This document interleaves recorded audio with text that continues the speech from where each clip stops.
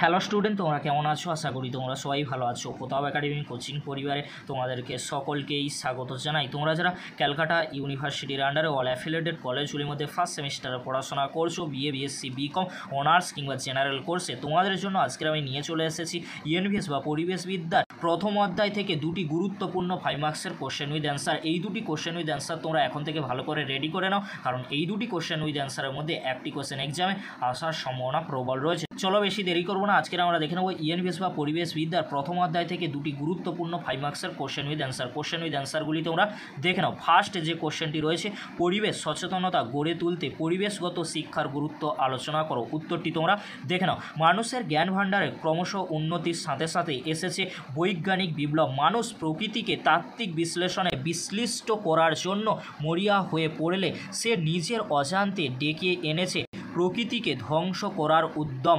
শতাব্দীর পর শতাব্দী ধরে বিজ্ঞানের বিজয় গৌরবে অন্ধ হয়ে মানুষ পৃথিবীর পরিবেশকে বিষাক্ত করেছে, ছড়িয়ে দিয়েছে ক্ষতিকর সব আবর্জনা, যার ফল হয়েছে বিস্ময়।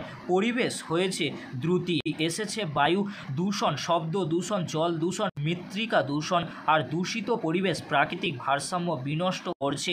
সেই জন্যই সমগ্র জীবজগতের অস্তিত্ব আজ সংকটের মুখে। পরবর্তী পেরায় তোমরা কি লিখবে? তাই পরিবেশকে সুরক্ষিত করার প্রয়োজনীয়তা এখন অপরিহার্য হয়ে দাঁড়িয়েছে। পৃথিবীকে রোগমুক্ত করে বসবাসের উপযোগী করে তুলতে পরিবেশের বিভিন্ন উপাদানগুলির মধ্যে অনবরত ঘটে চলা বিভিন্ন পদ্ধতিগুলির কার্যকলাপকে জানা একান্ত জরুরি।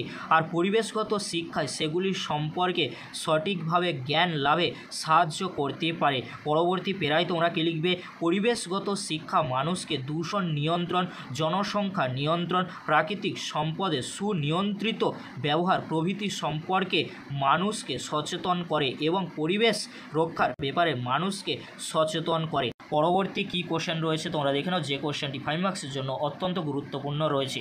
পরিবেশ সচেতনতা বৃদ্ধির উপায়গুলি লেখো। পরিবেশের বিভিন্ন উপাদানে অপব্যবহার করলে ভবিষ্যৎ প্রজন্ম পরিবেশজাত উপাদান ব্যবহারের ক্ষেত্রে সমস্যার সম্মুখীন হবে।